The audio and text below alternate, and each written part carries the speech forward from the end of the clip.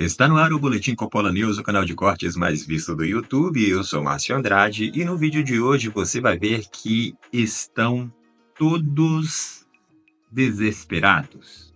Gleisi Hoffmann, os jornalistas militantes da Globo News, etc. e etc.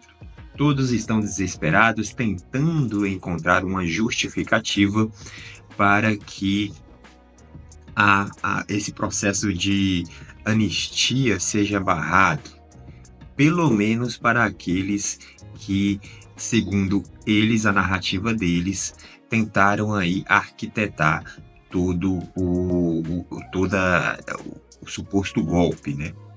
A Gleisi já admite que somente esses que tentaram arquitetar o suposto golpe que tem que ser punidos, que os demais devem ser anistiados. Você vai ver isso e muito mais aqui neste vídeo. Portanto, se inscreva no canal, deixe o seu comentário e deixe também o seu like. Se liga aí. Olha, eu confio muito na palavra do presidente Hugo Motta, de que esse projeto não irá a voto, até porque, se for, cria uma crise institucional, como ele mesmo disse, né? Falar sobre anistia ou mediação de pena ou redução de pena, enfim, em relação a algumas pessoas do 8 de janeiro, eu acho que é plenamente defensável do ponto de vista de muitos parlamentares que estão ali. Talvez a gente até tenha que fazer essa discussão mesmo no Congresso. Agora, o que não pode acontecer é uma anistia àqueles que conduziram o processo do golpe no país. Ao Bolsonaro, aos generais, aqueles que foram responsáveis por planejar. Natuza, o que aconteceu é que o governo não contava que os bolsonaristas iriam conseguir as 257 assinaturas necessárias e, pelo visto, eles vão conseguir, né? E com esse número de assinaturas na mão, fica difícil para o Mota simplesmente engavetar esse requerimento, né? Uma saída seria ele chegar ali na reunião de líderes e dizer: vocês concordam? Alguns líderes não vão concordar. Só, como não tem consenso, eu vou mandar para as comissões vão tratar disso, eu não levo para o plenário. Mas o momento político está difícil nesse sentido. E ele pediu uma ajuda, claramente pediu uma ajuda. Olha, ou vocês vêm ao meu socorro e me ajudam nessa tarefa de tentar evitar que esse projeto seja pautado, seja votado, ou então ele vai acabar sendo votado e aprovado na Câmara, não sei se no Senado, né?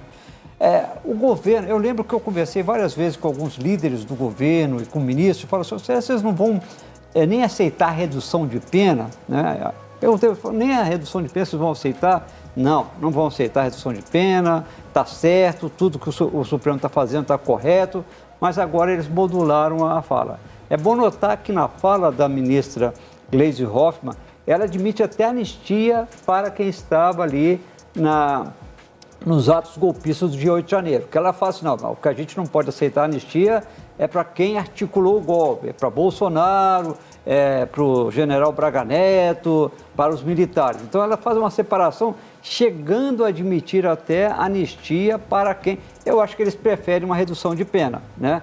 Mas ela, na frase que ela disse ali, ela chega a admitir a possibilidade de incluir a anistia para alguns daqueles que estiveram ali no 8 de janeiro. Na verdade, essa semana até eu escrevi um artigo sobre anistia, sobre a dificuldade que eu tenho nesse tema.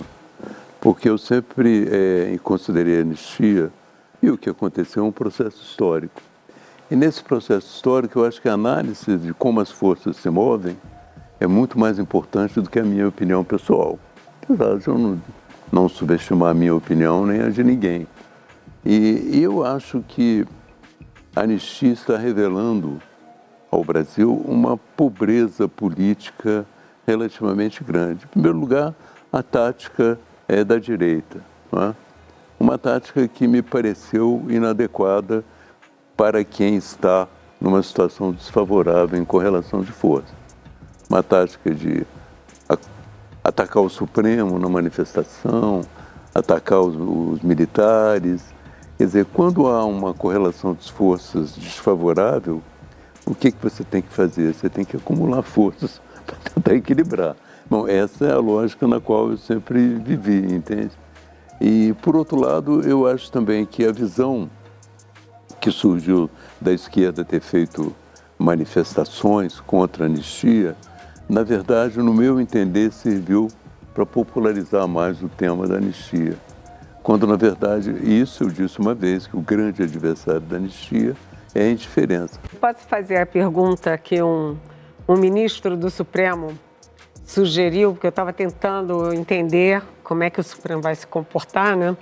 E aí esse ministro me sugeriu uma pergunta, para eu fazer uma pergunta para os parlamentares que defendem essa anistia. E a pergunta que ele me sugeriu é o seguinte: se invadissem a sua casa, jogassem rojões, paus e barras de ferro em seus funcionários, destruíssem os seus móveis e quisessem que o vizinho tomasse o poder e passasse a comandar a sua família e a sua residência, você pediria anistia? E aí ele complementa a pergunta: mas contra o país e a democracia, tudo bem? Pode? É exatamente isso, né, gente?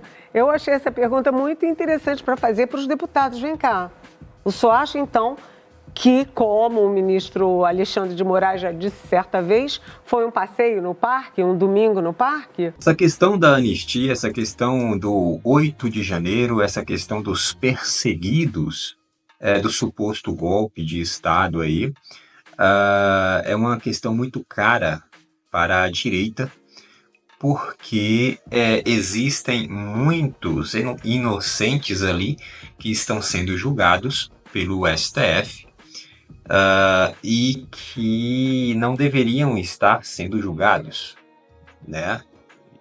Tem pessoas sendo condenadas, né?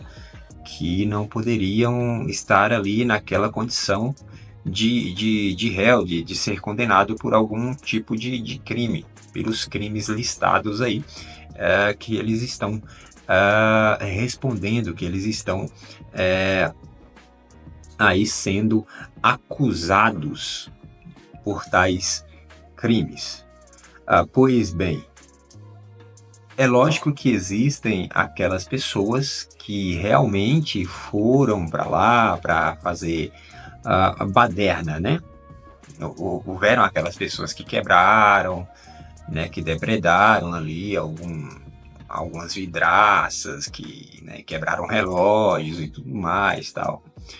Mas a pena dessas pessoas não é a mesma pena de uma pessoa que estava lá simplesmente no meio do movimento, sem ter quebrado nada, sem ter nenhuma imagem que comprovasse que ela estava quebrando alguma coisa ou depredando algum patrimônio público, né?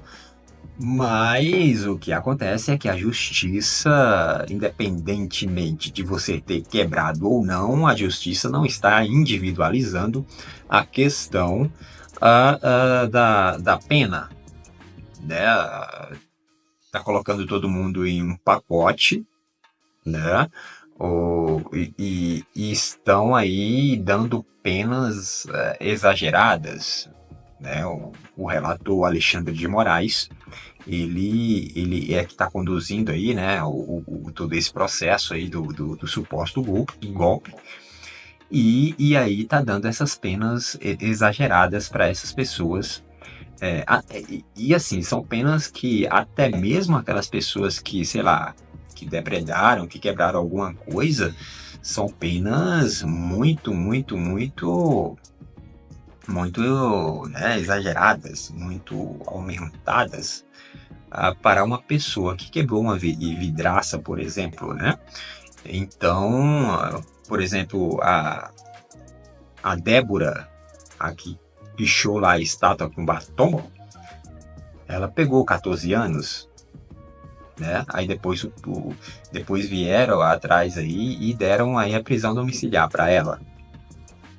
Mas, a princípio, foi dado 14 anos, o Alexandre de Moraes deu 14 anos para ela, né? Com o aval ali do Flávio Dino também.